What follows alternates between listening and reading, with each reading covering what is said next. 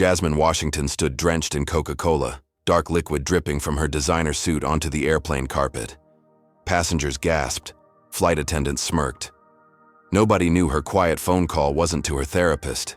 It was to her husband, tech billionaire Devin Washington, who owned the entire airline. Before we dive into this shocking story, where are you watching from today?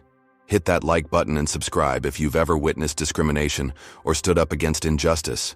The way this powerful black couple turns humiliation into revolution will leave you speechless.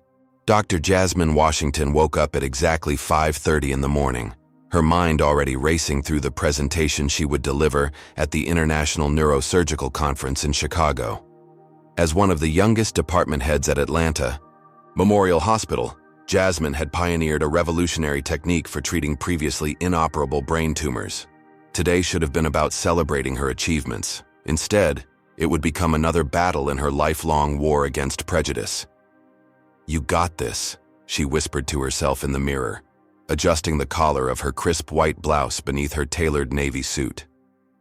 Her reflection showed a confident professional, Harvard Medical School graduate, published researcher, and saving lives daily. Yet no matter how many degrees hung on her wall or lives she saved with her skilled hands, society still saw her, skin color first. The Uber driver that morning had asked if she was heading to a job interview when she mentioned the airport. The security agent had pulled her aside for random screening while waving through white travelers in business attire. Small indignities that Jasmine had learned to navigate with grace. "Your boarding pass, ma'am," said the gate agent at Atlantic Airways, scanning her ticket with a smile. "You're all set for flight 2187 to Chicago. Enjoy your flight in first class." At least that interaction had gone smoothly. Jasmine wheeled her carry-on toward the jet bridge, mentally rehearsing key points from her presentation. The breakthrough surgical approach she'd developed had increased survival rates by 37%. Those numbers meant everything. Mothers who would see their children grow up, fathers who would walk daughters down aisles, children who would have futures. Stepping onto the plane, Jasmine smiled warmly at the flight attendant greeting passengers. "Welcome aboard," said the young man whose name tag read Tyler Brooks. His eyes flicked to her first-class ticket, and his smile faltered almost imperceptibly. Jasmine found her seat, 2A, a window seat in the first row of first class. She stowed her presentation materials carefully in the overhead compartment, keeping only her tablet for last-minute review. "Excuse me," came a sharp voice. A flight attendant with graying blonde hair pulled into a tight bun loomed over her. Her name tag read Beverly Winters. "This is the first-class cabin." Jasmine smiled politely. "Yes, I know. Seat 2A. She gestured to her seat. Beverly's eyes narrowed. "May I see your boarding pass?" "Of course." Jasmine handed over her boarding pass, maintaining her professional demeanor despite the all-too-familiar interaction. Beverly scrutinized the pass, turning it over as though expecting to find it counterfeit. "And your ID as well, please." Jasmine noticed that Beverly hadn't asked for ID verification from the elderly white couple who had boarded just before her, nor from the middle-aged white businessman settling into 2C across the aisle. Nevertheless, she reached for her wallet and produced her driver's license. Beverly examined it closely, comparing the photo to Jasmine's face with exaggerated care. "Dr. Washington," she finally acknowledged, handing back the documents with obvious reluctance. "We just need to make sure everyone's in their assigned seats." "Of course," Jasmine replied, her voice steady despite the knot forming in her stomach. "I understand." As Beverly moved away, another flight attendant, a younger woman whose name tag read Shannon Miller, whispered something to Beverly while glancing back at Jasmine. Both women shared a look that Jasmine recognized all too well. The white businessman across from her received a warm welcome as he settled in. "Good morning, sir. Can I get you a pre-departure beverage? Coffee? Water? Orange juice?" Beverly's tone had transformed entirely, oozing with hospitality. "Coffee black," the man replied without looking up from his phone. "Right away, Mr. Coleman," Beverly responded, though Jasmine hadn't heard him provide his name. Jasmine took a deep breath, reminding herself of what her grandmother had taught her. "Your excellence is your resistance," the wise woman had said. Every achievement is a brick in the wall they try to put around you.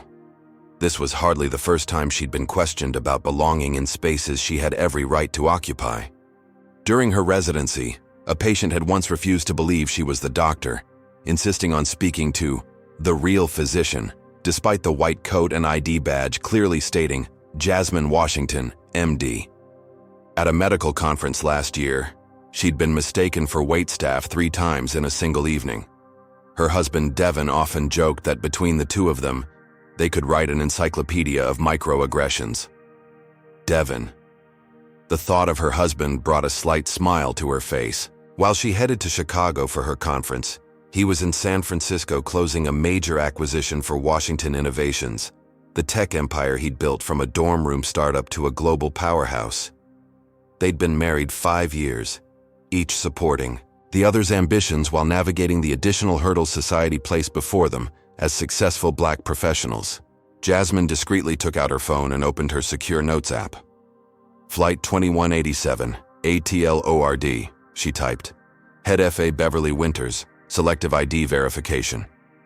She had learned to document these incidents meticulously, not to dwell on them, but because patterns revealed truths that isolated incidents could obscure.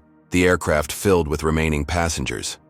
Jasmine noticed that Beverly and the other attendants warmly greeted every white passenger in first class, yet barely acknowledged the only other person of color, an Asian woman who took the seat behind Jasmine. As the boarding door closed and the safety demonstration began, Jasmine centered herself. She would not allow this to disturb her focus on the conference. Hundreds of future patients were counting on her research, whether they knew it yet or not. That mattered more than the small-minded behavior of a flight attendant. What she couldn't know was how quickly this routine flight would escalate from minor indignities to a confrontation that would change not just her day, but an entire industry. The aircraft reached cruising altitude, the seatbelt sign dinged off, and Beverly began the first-class beverage service. She moved methodically down the cabin, starting with the elderly white couple in 1A and 1B, then crossing to Richard Coleman in 2C. "What can I get you to drink, Mr. Coleman?" Beverly asked warmly. "Scotch, neat," he replied, barely looking up from his laptop. "Certainly, sir." Beverly nodded, continuing her service to the passengers in row 3. Jasmine waited patiently, noticing that Beverly had skipped her entirely. Perhaps it was an oversight. After serving the final passenger in first class, except Jasmine, Beverly turned to head back to the galley. "Excuse me," Jasmine called politely. "I haven't been offered a drink." Beverly turned slowly. "Oh," she said flatly. "What would you like?" "Sparkling water with lime, please," Jasmine replied.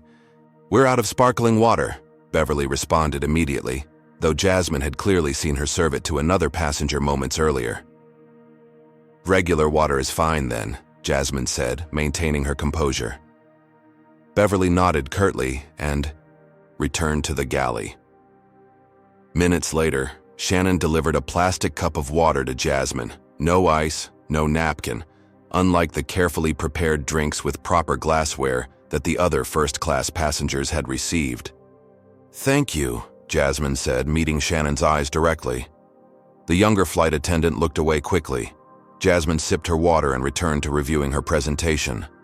The cabin experienced a brief moment of turbulence, causing the aircraft to dip and sway. Several passengers gasped. Beverly, who had been serving hot towels, stumbled slightly near Jasmine's seat. "Oh," Beverly exclaimed as water spilled directly onto Jasmine's lap. "These things happen when we hit bumps." Jasmine reached for the cocktail napkin, dabbing at the wet spot on her slacks. "Could I have some more napkins, please?" "Of course," Beverly replied with an insincere smile. "These things tend to happen to certain people." The emphasis on certain people wasn't subtle. As Beverly walked away, the Asian woman seated behind Jasmine leaned forward. "That was completely deliberate," she whispered. "I saw her tilt the tray." Surprised, Jasmine turned to face the woman, who continued in a low voice. "I'm Andrea Chen.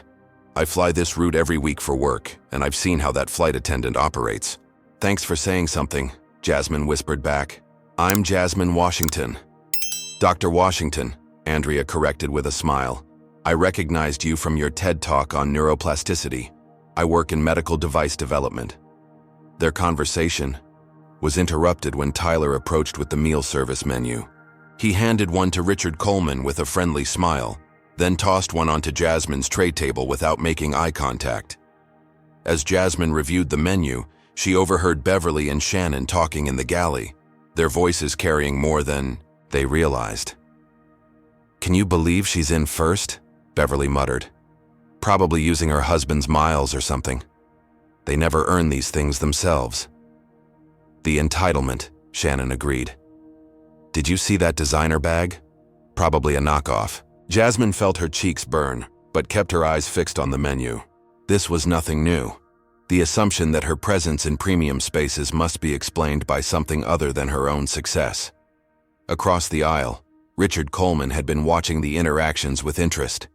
As the drink service continued, he received his second scotch and began speaking loudly on his phone despite the announcements about keeping calls brief out of courtesy.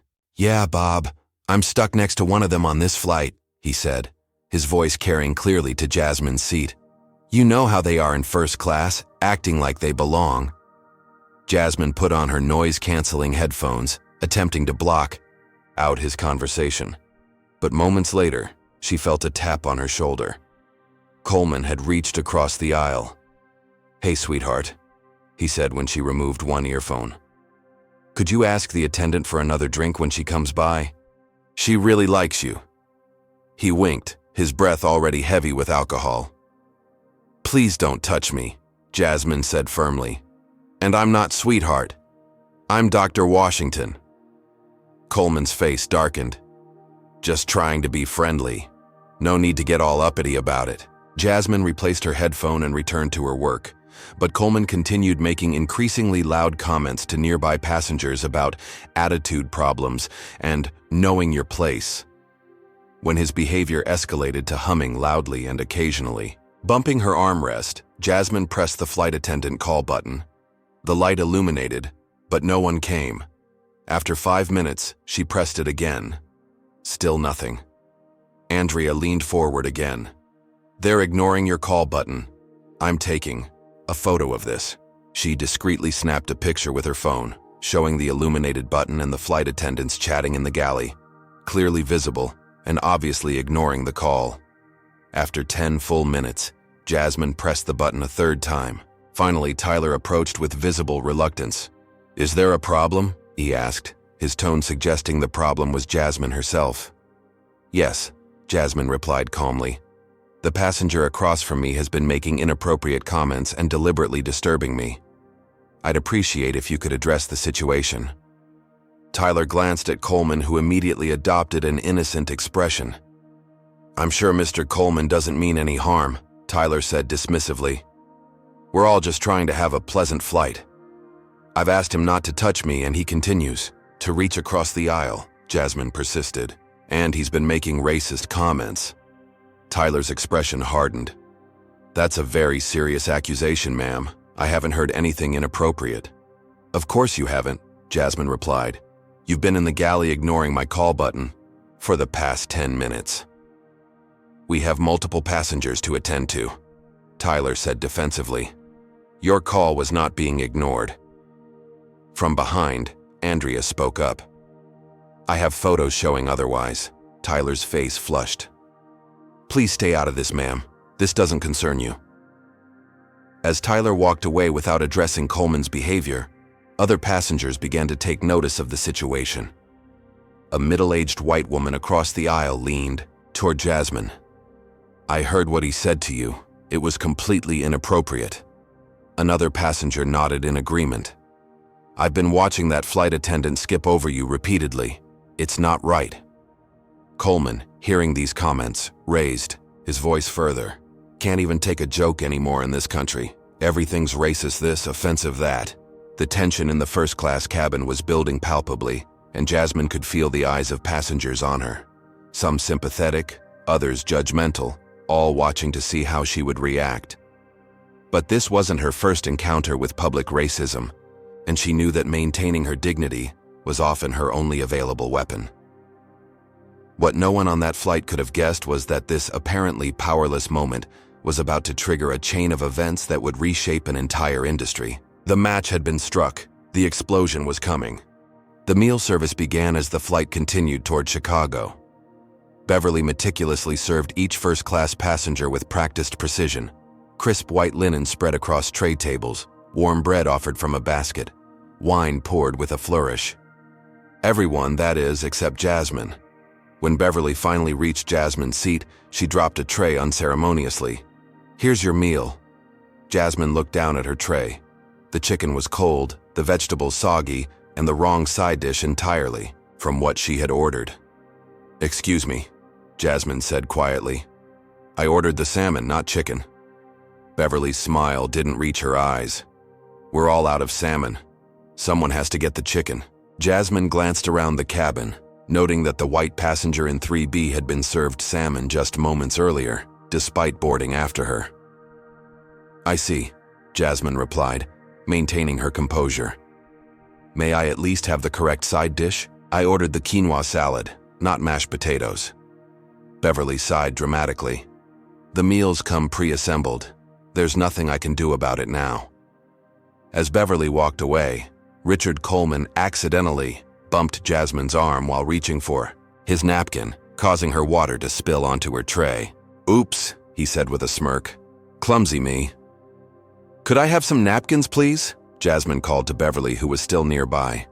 Beverly returned with a single cocktail napkin, dropping it onto Jasmine's tray with obvious reluctance. "Here you go." Coleman chuckled loudly. "Some people just attract messes, don't they? Must be something in their nature." Several passengers shifted uncomfortably at the obviously racist comment. Jasmine took a deep breath, placed her napkin over the spill, and addressed Beverly directly. "I'd like to speak with the purser, please."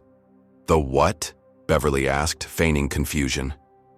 "The purser," Jasmine repeated firmly. "The head of the cabin crew." Beverly's lips thinned. "I'll see if he's available." 10 minutes passed before a tall man with graying temples appeared at Jasmine's seat. His name tag identified him as William Thompson, purser. "I understand there's an issue," he asked, his tone suggesting the issue was Jasmine herself. Jasmine explained the situation clearly and concisely. The selective ID verification, the skipped service, the deliberate water spill, the wrong meal, and the racist comments from Coleman that the crew had ignored. William listened with a neutral expression, then replied, "Ms. Washington." "Dr. Washington," Jasmine corrected. "Dr. Washington," he amended with visible annoyance. "I've known Beverly for 15 years. She's one of our most experienced flight attendants. I find it hard to believe she would deliberately provide poor service." "I can confirm everything," she's saying, Andrea interjected from the seat behind. "I've been documenting the entire interaction." William turned to Andrea with a stern expression. "Ma'am, please stay out of this. This is between the crew and Dr. Washington." "The crew is wrong," said another passenger, the middle-aged woman who had noticed the pattern earlier. "I've been watching this whole flight. The service discrepancy is blatant." William's face hardened. "I appreciate everyone's concern, but Atlantic Airways has procedures for handling complaints. If Dr. Washington feels she's received inadequate service, she's welcome to file a formal complaint upon landing." "And what about the ongoing harassment from this passenger?" Jasmine asked, gesturing toward Coleman. William glanced at Coleman, who immediately adopted an innocent expression. "Mr. Coleman is a platinum member and flies with us weekly. I'm sure there's been a misunderstanding." "Are you seeing what's happening here?" Comment number 1: if you've ever been in a situation where those with authority refuse to acknowledge discrimination happening right in front of them. Hit like if you believe organizations should hold employees accountable for prejudiced behavior. Would you have spoken up like Andrea did or stayed silent like most passengers? Subscribe if you want to see what happens when justice finally catches up to Beverly and her crew.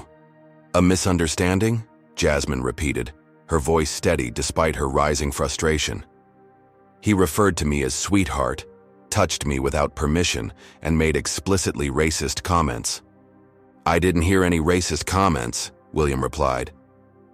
"Because you weren't here," Jasmine pointed out. "Multiple passengers witnessed it." William's demeanor grew increasingly defensive.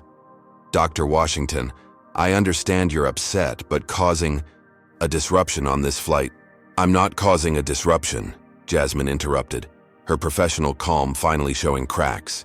"I'm being disrupted. There's a difference." Beverly returned holding a stack of papers. "William, I think we need to document this. She's becoming hostile and threatening the crew." "Threatening?" Jasmine asked incredulously. "I haven't threatened anyone." "Your tone and manner are becoming aggressive," Beverly insisted. "We have protocols for passengers who create unsafe environments." The accusation hung in the air, the deliberate inversion of victim and perpetrator that Jasmine had encountered throughout her life.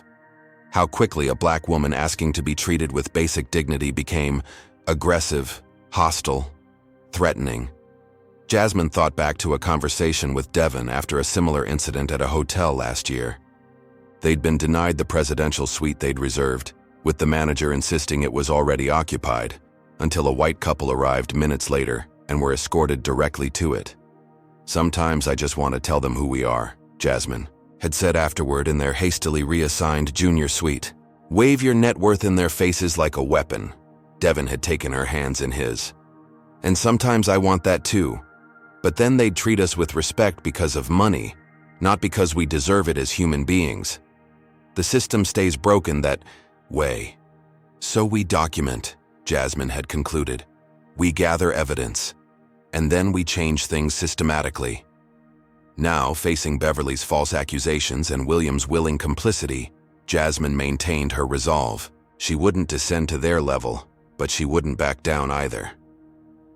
"I'd like all of your full names for my complaint," Jasmine stated calmly.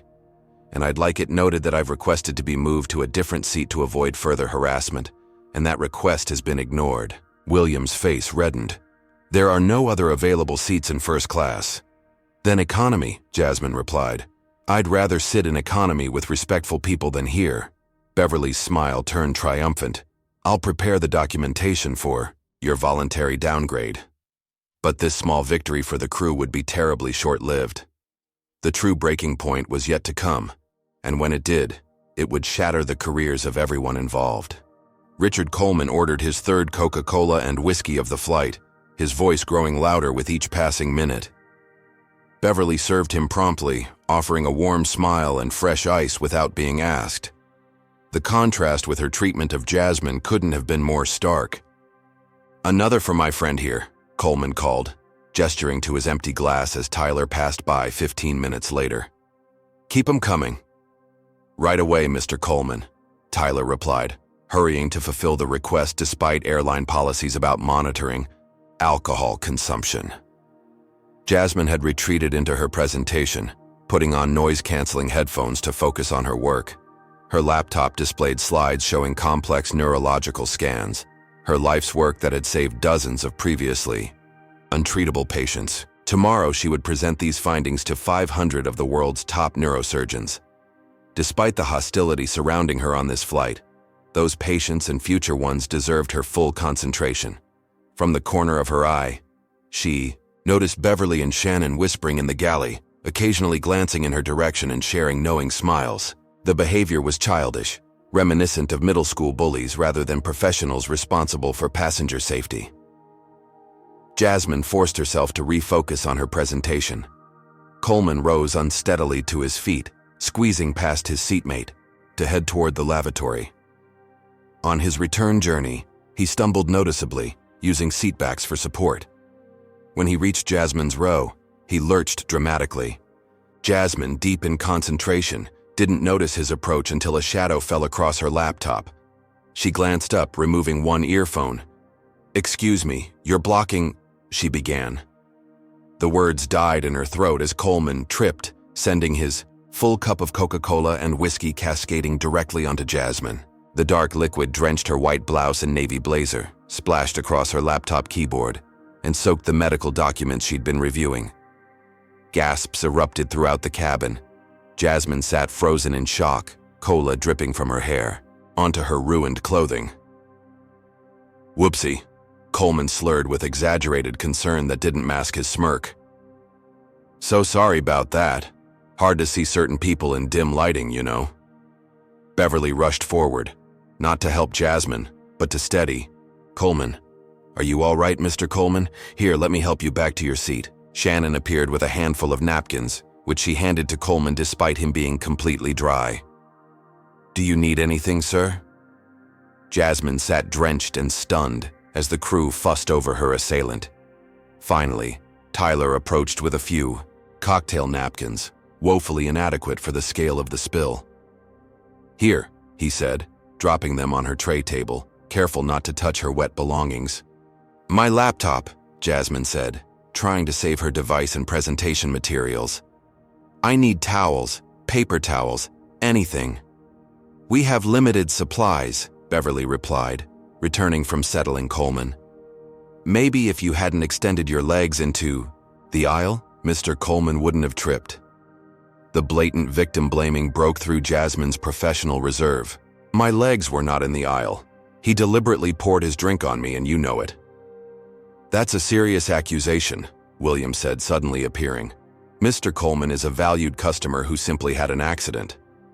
"It wasn't an accident," came Andrea's voice from behind. "I recorded the whole thing. He aimed for her." Other passengers began to speak up. "I saw it too," said the woman across the aisle. "He was looking right at her when he did it." "He's been making racist comments the entire flight," added a young man from 2 rows back. "This is outrageous," said an elderly gentleman. "I've never seen such unprofessional conduct from a flight crew." The cabin quickly divided, those who had witnessed the ongoing discrimination rallying to Jasmine's defense, while others, including several who had slept through earlier events, sided with the crew out of automatic deference to authority. "I want to file an incident report," Jasmine stated firmly, trying to salvage her soaked belongings. "This was a deliberate assault." "We'll have forms available after landing," William replied dismissively. "In the meantime, perhaps you'd like to visit the lavatory to clean up." The suggestion carried clear subtext. Get out of sight. Stop making a scene. Jasmine stood, dignity intact despite her dripping clothes, and made her way to the lavatory. As she passed, Beverly whispered to Shannon just loudly enough to be heard. "Some people just don't know how to behave in first class." Inside the tiny lavatory, Jasmine surveyed the damage. Her presentation outfit was ruined. The laptop containing her presentation might be permanently damaged. The meticulous notes she'd planned to reference were soaked through, the ink bleeding into illegibility. Tears threatened, but she refused to give them the satisfaction. Instead, she pulled out her phone, mercifully protected in her pocket, and made a call that would change everything. The phone rang 3 times before connecting. "Hey, babe," came Devin Washington's warm voice. "How's the flight?" "Devin," Jasmine said, her voice finally breaking slightly. Something happened. In their 5 years of marriage, Devin had rarely heard that tone from his resilient wife. Jasmine had faced down medical emergencies, stood firm against dismissive colleagues, and navigated countless racist encounters with unwavering strength. The slight tremor in her voice now immediately put him on high alert. "Tell me everything," he said, his voice turning serious. Jasmine recounted the events of the flight, the initial suspicion from Beverly, the escalating discriminatory treatment, Coleman's harassment, and finally, the deliberate Coca-Cola incident. As she spoke, she dampened paper towels and did her best to blot the stains from her clothing. "What airline?" Devin asked, his tone deceptively calm. "Atlantic Airways, Flight 2187 from Atlanta to Chicago." There was a brief pause on the line. "Atlantic Airways," Devin repeated slowly. What Jasmine didn't know, what almost no one knew, was that 6 months earlier, Washington Innovations had quietly acquired Atlantic Airways as part of a diversified investment strategy. The acquisition had been conducted through a complex series of holding companies, with minimal publicity at Devin's insistence. He had planned to implement gradual improvements to the airline's technology infrastructure and customer experience, keeping his ownership deliberately low profile. "Are you still there?" Jasmine asked after the silence stretched. "I'm here," Devin replied, his voice now controlled in a way Jasmine recognized from his most intense business negotiations. "I need you to do something for me. Is there anyone on the flight who witnessed what happened and might be willing to provide a statement? Yes, several passengers spoke up. The woman behind me, Andrea Chen, has been documenting everything. She even recorded Coleman pouring the drink on me. Good. And the crew members' names? Beverly Winters, Shannon Miller, Tyler Brooks, and the purser is William Thompson. Jasmine heard the soft click of keyboard keys on Devin's end. Okay, here's what's going to happen. I need you to return to your seat with your head held high. Don't engage further with the crew or with Coleman. I'm handling this, but I need about 20 minutes. Handling it how? Jasmine asked. Devin, I don't want special treatment just because. This isn't about special treatment, Devin interrupted gently. This is about accountability. No one should experience what you're experiencing, regardless of who they're married to. The fact that you happen to be my wife just means the accountability will come more swiftly. Jasmine sighed. I'm giving my presentation tomorrow. My laptop is soaked, my notes are ruined, and now my suit looks like I went swimming in a soda fountain.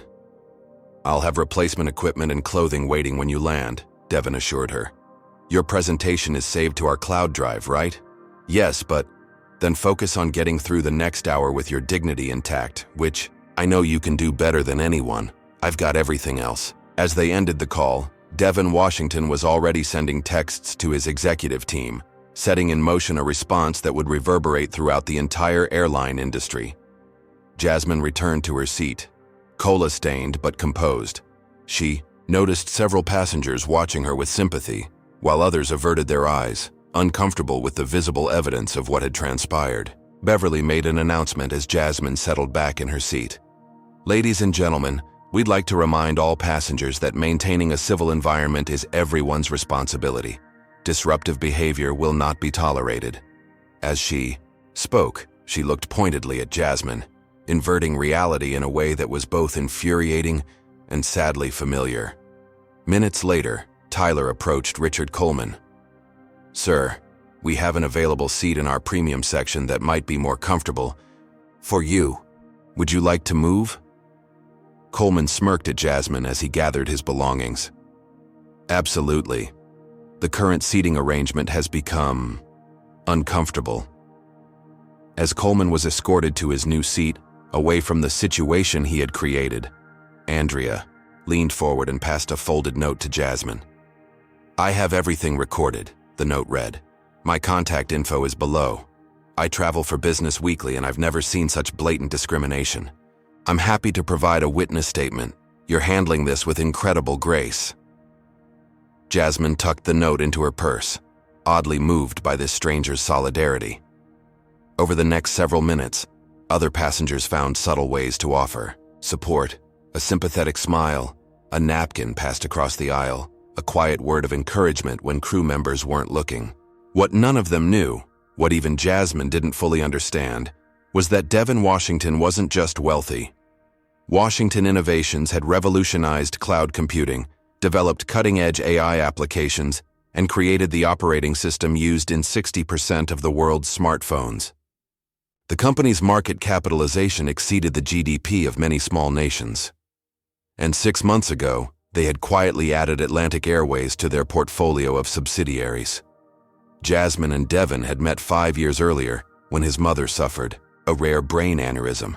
Every specialist had declared it inoperable until Jasmine, then a rising star neurosurgeon, had developed a novel approach that saved the older woman's life. Devin had been struck not just by Jasmine's brilliance and beauty, but by her compassion and determination to help patients that others had given up on.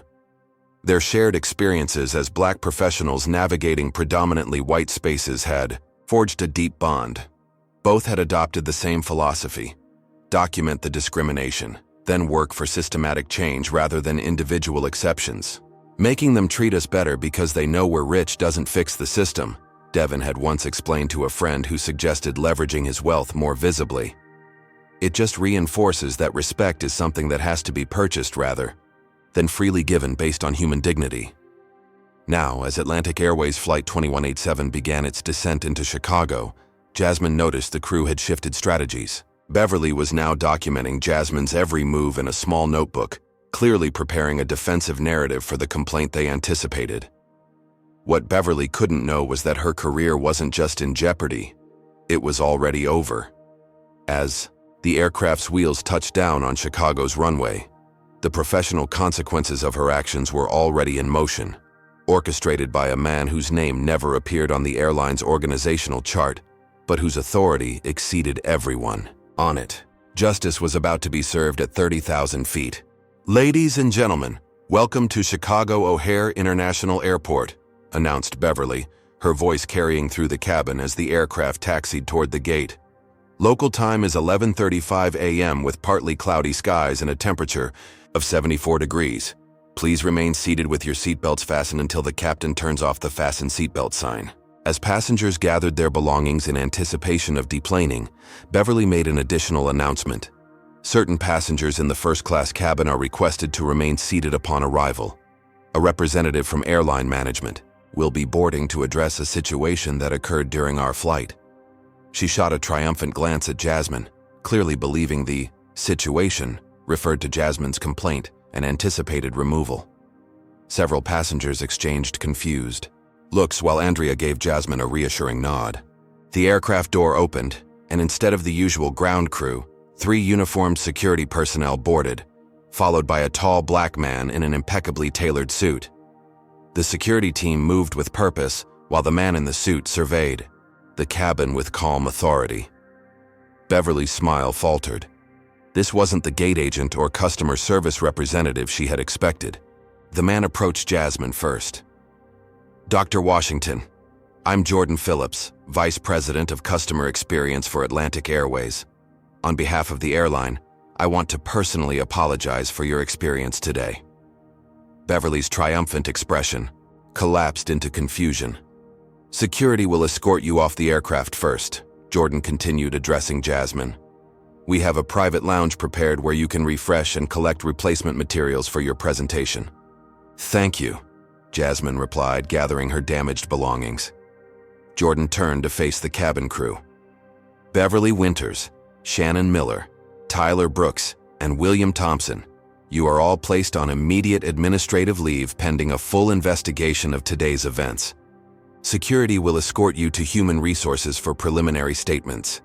Beverly's face drained of color. "What? There must be some mistake."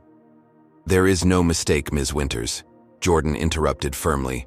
"We have received multiple reports and evidence of discriminatory treatment, harassment, and failure to maintain a safe environment for all passengers." Jordan then addressed Richard Coleman, who was attempting to slip past unnoticed from his relocated seat. "Mr. Coleman, airline security would like to speak with you regarding the assault on Dr. Washington. The Chicago Police Department has been notified and will determine if charges are warranted."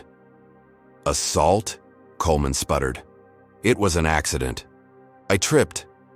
"We have video evidence suggesting otherwise," Jordan replied coolly. "Security will take your statement." Are you shocked by this unexpected turn of events? Comment number 1 if you think Beverly and her crew got exactly what they deserved, or number 2 if you believe the punishment was too severe. Hit that like button if you're satisfied seeing immediate consequences for discrimination. Have you ever witnessed someone powerful come to the defense of someone being mistreated? Subscribe to see the full extent of what happens when a billionaire decides to transform an entire industry after his wife experiences racism. Jordan turned to the remaining passengers. If any of you witnessed today's events and are willing to provide statements, our team would greatly appreciate your assistance. Please see the customer service representatives at the gate. Ms. Chen, we would particularly value your recorded evidence. Andrea nodded. I'll provide everything I have. As security escorted a shell-shocked Beverly and her colleagues off the aircraft, Jordan accompanied Jasmine toward the exit. In the jet bridge, away from other passengers, he spoke quietly. Mr. Washington sends his apologies for not being here in person. He's on his way from San Francisco now. Jasmine's eyes widened. Devin is flying in. His acquisition meeting was concluded immediately when he learned what happened, Jordan explained. But there's something else you should know. Mr. Washington didn't just call in a favor with Atlantic Airways. What do you mean? Atlantic Airways is a Washington innovations company. Your husband acquired it 6 months ago. Jasmine stopped walking, genuinely stunned. Devin owns the airline? He never told me.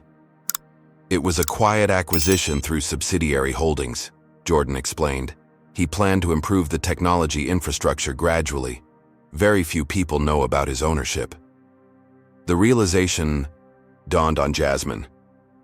So when Beverly and the others learn who I'm married to, they'll understand the magnitude of their mistake, Jordan confirmed. But Mr. Washington was explicit in his instructions. This isn't about who you're married to. This is about addressing a pattern of behavior that never should have been tolerated for any passenger. Jasmine was escorted to a private lounge where, true to Devin's word, everything she needed awaited her.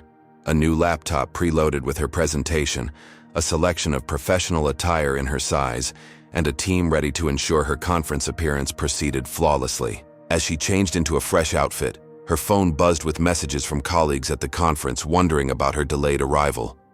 None of them could have imagined the drama unfolding behind the scenes.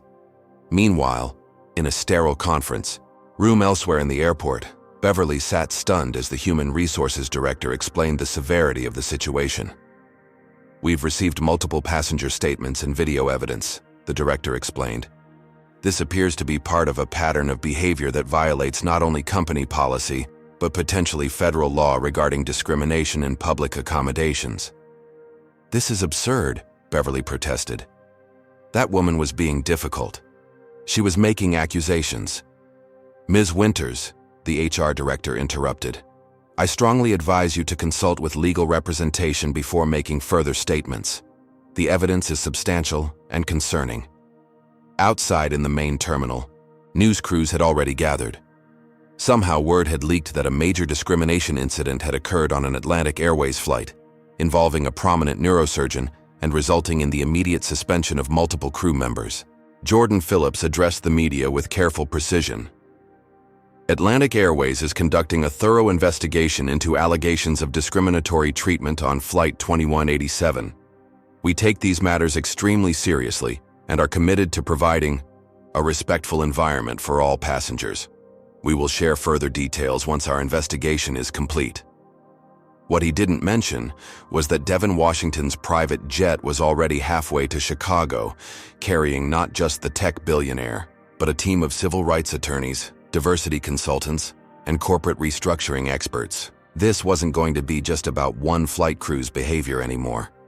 Devin Washington was about to use this incident as a catalyst for industry-wide transformation, starting with the airline he quietly owned. The stage was set for a reckoning that would reach far beyond Beverly Winters and her crew, one that would force an entire industry to confront its deeply rooted biases and practices. 48 hours after the infamous Flight 2187, Jasmine stood at the podium in the grand ballroom of the Chicago Medical Conference Center, presenting her groundbreaking neurological research to 500 of the world's top neurosurgeons. Despite the ordeal she'd endured, her presentation was flawless, calm, authoritative, and potentially life-saving for countless future patients. By approaching the tumor from this modified trajectory, she explained, gesturing to the complex 3D rendering on the screen behind her, we've been able to increase complete resection rates by 37%, while reducing post-operative neurological deficits by over 50%. The audience watched in rapt attention. Several prominent neurosurgeons were already making notes to implement her techniques in their own practices. None of them knew about the airline incident that had nearly prevented her from delivering this presentation. Jasmine had compartmentalized the experience to focus on what truly mattered, advancing medical care for her patients. Meanwhile, across town in the corporate headquarters of Atlantic Airways, a very different scene was unfolding.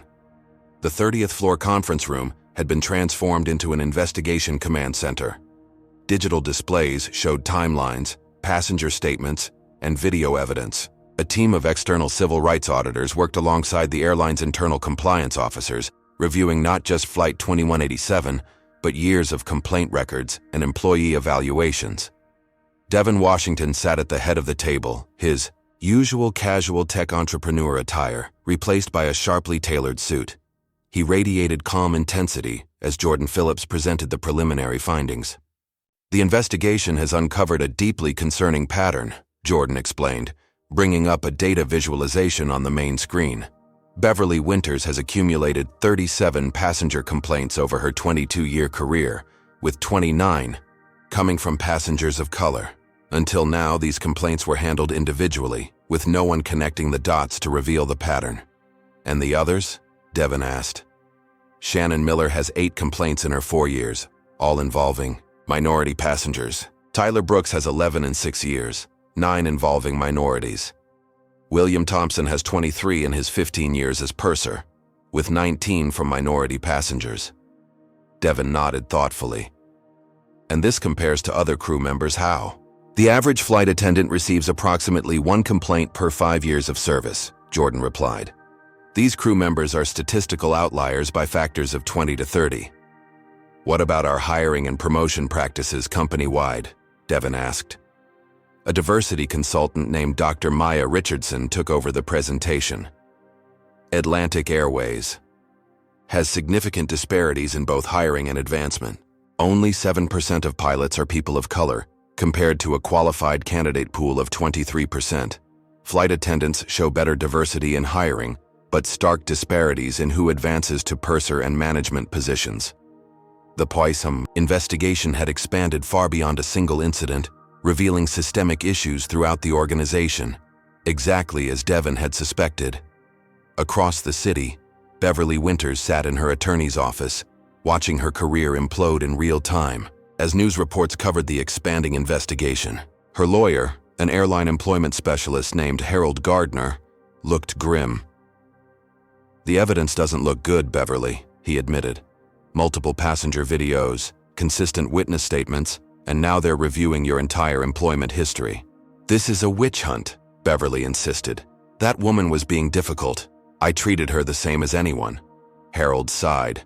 The videos suggest otherwise, and now we've learned that the passenger you mistreated is Dr. Jasmine Washington, one of the country's leading neurosurgeons. She was flying to deliver a keynote address at an international medical conference. How was I supposed to know that? Beverly demanded. You weren't, Harold replied. That's precisely the point. You made assumptions based on her appearance, and those assumptions were wrong. The attorney hesitated before continuing. There's something else you should know. Atlantic Airways was recently acquired by Washington Innovations. Beverly looked confused. The tech company? What does that have to do with anything? The CEO and founder of Washington Innovations is Devin Washington, Dr. Jasmine Washington's husband. The color drained from Beverly's face as the full magnitude of her actions sank in. She had discriminated against the wife of her company's owner, a billionaire with the resources and motivation to investigate every aspect of the airline's operations. Meanwhile, at Chicago Police Headquarters, Richard Coleman was facing his own reckoning. The corporate executive had been identified as a vice president at Sky Global Airlines, a direct competitor to Atlantic Airways. His company had placed him on administrative leave pending investigation into whether his harassment of Jasmine had been a case of corporate sabotage gone wrong. Detective Alicia Rodriguez reviewed the video evidence with Coleman and his attorney. The footage clearly shows you deliberately pouring your drink on Dr. Washington, Mr. Coleman. Multiple witnesses have provided statements confirming you made racist comments throughout the flight. It was an accident, Coleman insisted, though his confident demeanor had crumbled considerably since the flight. An accident that occurred after hours of documented harassment and racist comments? Detective Rodriguez replied skeptically. The state's attorney will determine whether to pursue assault charges, but I should inform you that we're also investigating potential hate crime enhancements. Across town, Andrea Chen had organized a coalition of passengers from Flight 21A7 who had witnessed the discrimination. They had created a shared document detailing their observations and were making themselves available for interviews with investigators. This isn't just about one bad flight attendant, Andrea explained to the group gathered in her hotel suite. This is about a culture that allowed this behavior to continue unchecked for years. How many other passengers experienced what Dr. Washington experienced, but didn't happen to be married to someone with the power to demand accountability? The story had gone viral across social media platforms with the hashtag #YourJusticeForJasmine. Video clips from the flight showed Beverly's dismissive treatment, Coleman's harassment, and the crew's failure to intervene. The court of public opinion had already rendered its verdict, and it wasn't favorable to Atlantic Airways. Sensing the shifting winds, Beverly attempted damage control with a tearful television interview on a local Chicago station. "I've dedicated my life to customer service," she claimed, dabbing at her eyes. "This was all just a terrible misunderstanding. I would never discriminate against anyone." But even as she spoke, leaked employee records appeared online showing that Beverly had been quietly reprimanded multiple times over her career for customer service issues involving minority passengers. The airline had repeatedly documented problems, but had never taken substantial action, until now. At Washington Innovation's headquarters in San Francisco, a team of data scientists was conducting a comprehensive analysis of customer complaints across the entire airline industry, using machine learning algorithms to identify patterns of discrimination that had previously gone undetected.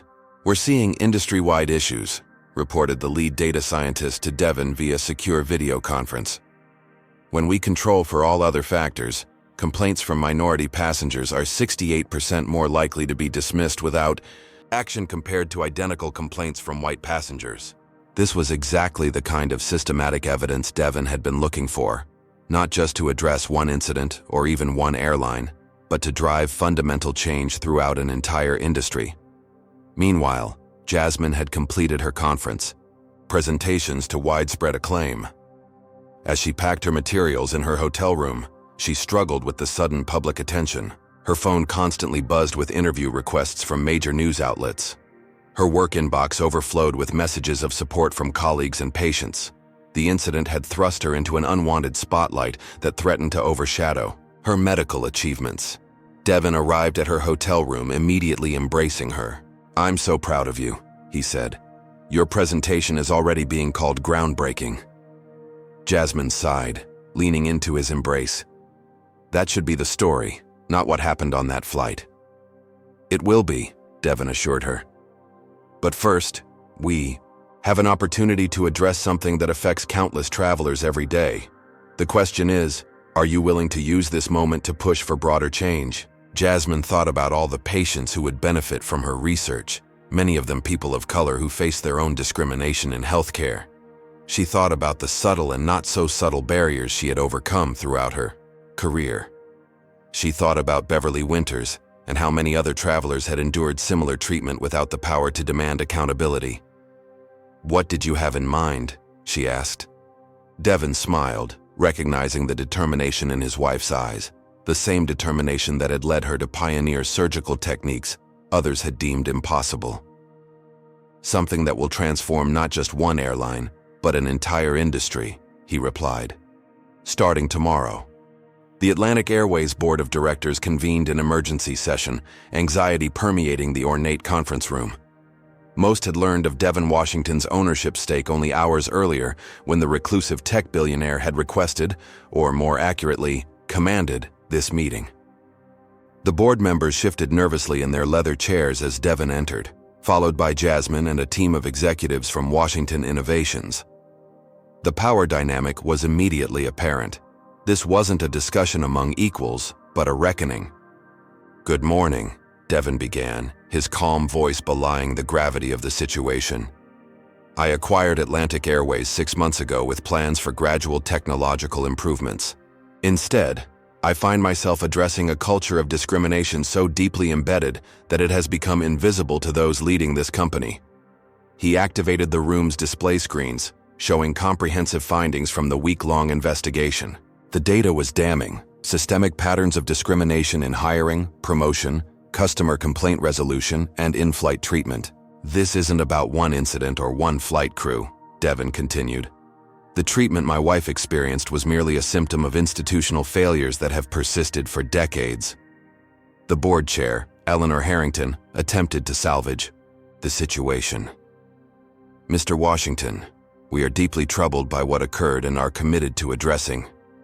"With respect, Ms. Harrington," Devin interrupted. "Your commitment comes only after exposure. Our investigation revealed 17 previous complaints against Beverly Winters specifically related to discriminatory treatment. All were dismissed or addressed with additional training, That clearly changed nothing. Jasmine stepped forward.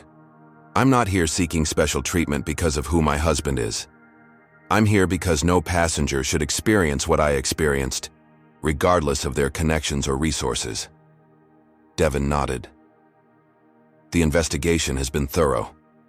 Beverly Winter's employment history shows a pattern of complaints from minority passengers spanning her entire career. On-screen appeared Beverly's complete employment file, performance reviews noting customer service challenges with certain demographics, but awarding promotions nonetheless. Passenger complaints consistently dismissed as misunderstandings, and internal emails revealing her prejudiced views that had somehow never triggered disciplinary action. Shannon Miller and Tyler Brooks were clearly following Beverly's example, having been trained under her mentorship, Devin continued. And William Thompson, as purser, enabled this behavior through willful blindness at best, active participation at worst. The evidence against Richard Coleman was equally damning. Investigators had uncovered communications suggesting his harassment of Jasmine may have been partly motivated by corporate espionage, an attempt to gather intelligence on Atlantic Airways, operations for his employer, Sky Global Airlines. The decisions regarding these individuals have already been made, Devin announced firmly. Beverly Winters, Shannon Miller, Tyler Brooks, and William Thompson are permanently terminated, effective, immediately with cause. The board members exchanged glances, recognizing they had no real authority to challenge this decision. However, Devin continued, individual terminations are merely addressing symptoms. The disease runs deeper. Therefore, I am announcing a complete overhaul of Atlantic Airways leadership, policies, training, and corporate culture. He outlined a comprehensive transformation plan. New leadership with demonstrated commitment to inclusive practices, mandatory bias training with actual accountability measures, revised complaint procedures with independent oversight, and transparent diversity metrics in hiring and promotion. Additionally, Devin announced, I'm establishing the Air Travel Equity Initiative with initial funding of $100 million to address discrimination across the entire industry. As the meeting continued, Beverly Winters was facing her own crisis across town. Her tearful television interview had backfired spectacularly as journalists uncovered her history of complaints. Far from generating sympathy, she had become the face of unchecked discrimination in the airline industry. Her attorney delivered the final blow that morning. They're terminating you with cause, Beverly. Given the evidence, we have no grounds to contest it. This is outrageous, Beverly exploded. 22 years of service and they throw me away over one passenger's complaints? Not one passenger, her attorney corrected. The investigation identified 43 separate incidents with documented patterns of discriminatory behavior. And it wasn't just any passenger you mistreated, it was the wife of the company's owner. How was I supposed to know who she was married to? Beverly demanded. You weren't, the attorney replied simply. That's precisely the point. You shouldn't treat any passenger differently based on their race, regardless of who they are or who they're connected to. Richard Coleman's situation had deteriorated even further. His employer had terminated him after confirming he had indeed been gathering competitive intelligence, though they insisted they hadn't authorized harassment or assault. Multiple passengers from Flight 2187 had filed police reports regarding his behavior, and the district attorney was considering assault charges with hate crime enhancements. Meanwhile, Andrea Chen had emerged as an unexpected hero of the story. Her quick thinking in documenting the discrimination had provided crucial evidence for the investigation. When Devin learned of her role, he offered her a position on Atlantic Airways' newly formed Passenger Advocacy Board, a group that would provide direct oversight of customer experience and complaint resolution. Your willingness to speak up when others stayed silent made all the difference, Devin told her during a private meeting. We need more voices like yours in positions of influence. For Jasmine, the aftermath of the incident had been complicated. While she appreciated the swift action taken against those responsible, she had never sought public attention for anything other than her medical research. Now, her name and face appeared in news reports nationwide, often with more focus on the airline incident than on her groundbreaking surgical techniques. I don't want to be known as the black doctor who got Coca-Cola poured on her, she confided to Devin one evening. "I want to be known for saving lives." "You will be," Devin assured her. "But you have an opportunity here to save lives in a different way. Discrimination in travel may seem trivial compared to your work in the operating room, but it's part of a larger system that affects people's access to opportunities, including healthcare." Jasmine considered this perspective. Throughout her career, she had focused on individual patients, developing techniques to save those deemed unsavable. Perhaps this incident offered a chance to address systemic issues that affected countless people in less visible but equally important ways. "What exactly are you suggesting?" she asked.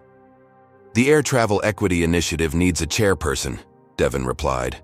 "Someone with moral authority, intelligence, and personal experience with the issue. Someone who can't be dismissed as having a financial stake in the outcomes." Jasmine understood immediately. "You want me to lead it?" "Only if you want to," Devin clarified. "Your surgical work remains your priority. But this initiative could benefit from your leadership, even in a limited capacity."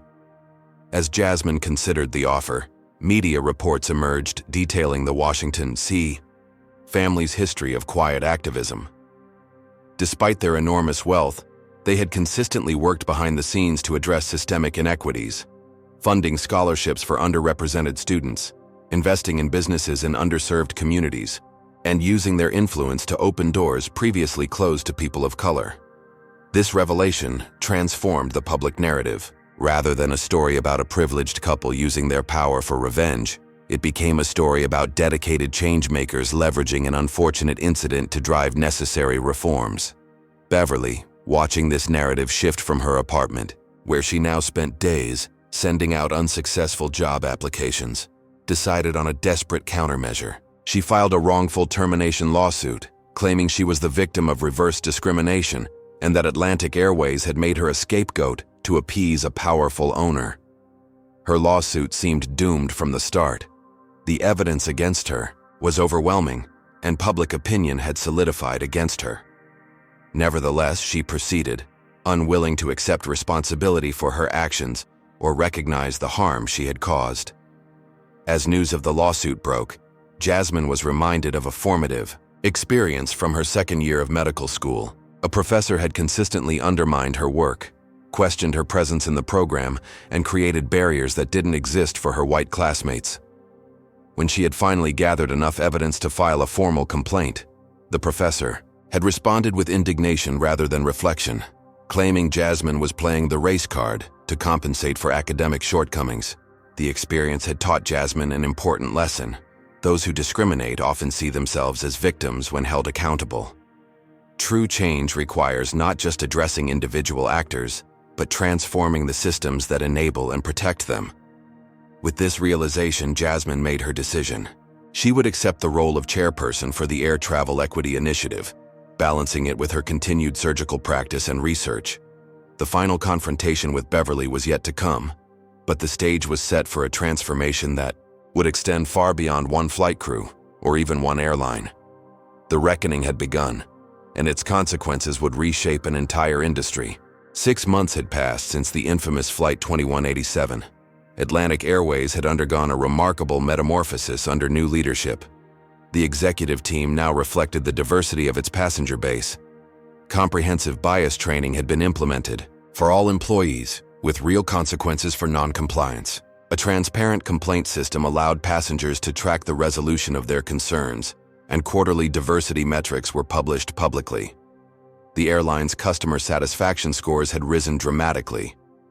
Employee morale had improved, as toxic elements were removed, and a more inclusive culture took root. What had begun as a crisis had transformed into an opportunity for meaningful change. Jasmine Washington stood at the podium in Atlantic Airways headquarters, addressing the inaugural conference of the Air Travel Equity Initiative. Before her sat representatives from every major airline, government regulators, civil rights organizations, and travel industry leaders. 6 months ago, I boarded a flight as a neurosurgeon heading to present life-saving research, she began. I was met with suspicion, hostility, and ultimately assault. Not because of anything I did, but because of assumptions made about who I was based on the color of my skin. The room was silent, captivated by her poised delivery and the power of her story. What happened to me that day happens to countless travelers every day, most without the resources or connections to demand accountability. Today, we begin the work of ensuring that air travel, a public accommodation protected by civil rights laws, truly serves all members of the public with equal dignity and respect. Under Jasmine's leadership, the initiative had already secured commitments from 11 major airlines to implement reforms similar to those at Atlantic Airways. The Federal Aviation Administration had announced new reporting requirements for discrimination complaints. Travel websites had begun including diversity and inclusion ratings alongside their traditional metrics of timeliness and comfort. After the conference concluded, Jasmine prepared to board a flight to a medical symposium in Boston. As she walked through O'Hare International Airport, a familiar face appeared in her path. Beverly Winters, now working as a customer service representative for a budget airline. After her wrongful termination, lawsuit had been dismissed with prejudice. Their eyes met in a moment of mutual recognition. Beverly's expression hardened with resentment, showing no sign of reflection or remorse, despite the public exposure of her behavior and its consequences. Dr. Washington, Beverly acknowledged stiffly, professionally obligated to be civil in her new role but unable to hide her animosity. Ms. Winters, Jasmine replied with dignity. I hope you're satisfied, Beverly said, unable to resist. You destroyed my career. Jasmine regarded her calmly. No, Ms. Winters. Your actions destroyed your career. The only difference between what happened to you and what has happened to countless others who engaged in similar behavior is that your actions were finally documented and addressed.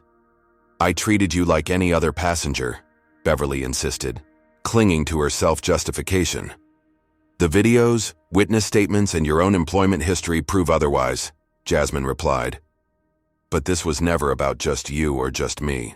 This was about changing a system that allowed behavior like yours to continue unchecked for decades.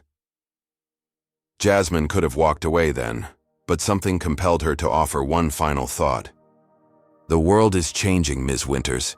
You can change with it, or you can be left behind clinging to prejudices that diminish not only those you target, but yourself as well. That choice remains yours. With that, Jasmine continued toward her gate, leaving Beverly to consider or more likely reject this perspective. Elsewhere, Richard Coleman was facing the consequences of his actions more directly. After being fired from Sky Global Airlines, he had been unable to secure comparable employment in the industry. Multiple lawsuits from passengers on Flight 21A7 had depleted his savings. His reputation was in tatters, with the video of his assault on Jasmine appearing in training materials throughout the industry as an example of unacceptable passenger behavior. Andrea Chen had embraced her role on Atlantic Airways' Passenger Advocacy Board and had expanded her influence beyond a single airline. She had developed a rating system for inclusive travel experiences that was now integrated into major booking platforms. Travelers could review airlines not just for comfort and timeliness, but for equitable treatment, creating market pressure for continued improvement. Devin Washington had expanded his initiative beyond airlines to other companies in his vast portfolio. From tech firms to manufacturing plants to retail chains, he was methodically addressing cultures of discrimination wherever he found them. His approach was consistent: thorough investigation, accountability for bad actors, and systemic reforms to prevent recurrence. For Jasmine, the balance between her medical career and her new advocacy role had proven challenging but rewarding. Her surgical innovations continued to save lives in operating rooms across the country. Meanwhile, her work with the Air Travel Equity Initiative was improving experiences for millions of travelers and creating pathways for other industries to follow. One afternoon, as Jasmine boarded an Atlantic Airways flight to a medical conference, she experienced a powerful full-circle moment. The new head flight attendant was a familiar face, one of the passengers who had spoken up in her defense on Flight 2187 6 months earlier. "Welcome aboard, Dr. Washington," the woman said warmly. "It's an honor to have you with us today." The genuine respect in her voice wasn't based on Jasmine's connection to the airline's owner, but on recognition of her as a human being deserving of dignity, the basic courtesy that should be extended to every passenger. As Jasmine settled into her seat, she reflected on the journey from victim to catalyst for change. The incident that could have been merely a painful memory had instead become the spark for transformation, reaching far beyond one flight or one airline. Her phone buzzed with a message from a young black medical student she had been mentoring, a brilliant young woman facing many of the same barriers Jasmine had navigated years earlier. The message included a photo of an acceptance letter to a prestigious neurosurgical residency program. "I got in," the message read. "Thank you for showing me it was possible." Jasmine smiled, thinking about the dual legacy she was building. Lives saved through her medical innovations and barriers removed through her advocacy. Neither path would have been possible without the resilience she had developed facing and overcoming discrimination throughout her life. As the aircraft lifted into the clouds, Jasmine opened her tablet to review her presentation for the upcoming conference. The final slide contained a new addition, her recent appointment to Atlantic Airways' board of directors, where she would help ensure the changes implemented remained permanent. The transformation was far from complete. No single initiative could eradicate prejudices built over centuries, but meaningful progress had been made. A moment of discrimination had been transformed into an opportunity for systemic change, creating ripples that would continue expanding long after the initial incident was forgotten. What do you think about how Jasmine handled this situation? Was justice truly served? Comment below with your thoughts on how discrimination should be addressed in public spaces. If you believe everyone deserves to be treated with dignity regardless of their appearance, hit that like button. Subscribe to hear more stories about people who transform moments of injustice into catalysts for positive change. And please share this with someone who needs to understand the impact of bias in everyday interactions. Thank you for listening to this story. May we all have the courage to speak up when we witness injustice and the wisdom to address its root causes rather than just its symptoms. This story teaches us that true change requires both personal dignity and systemic action. Dr. Jasmine Washington faced discrimination with composure, documenting evidence rather than responding with anger. Her approach demonstrates that maintaining your professionalism in the face of prejudice preserves your power. The transformation came not just from individual consequences for Beverly and her crew, but from addressing the underlying systems that allowed such behavior to flourish unchecked for years. Devin's response shows that effective change targets patterns, not just incidents. We also learn that privilege and power can be wielded responsibly, not for revenge, but for creating equity. The Washingtons used their resources to implement changes that would benefit all travelers, not just themselves. Perhaps most importantly, the story reminds us that bystanders have tremendous power.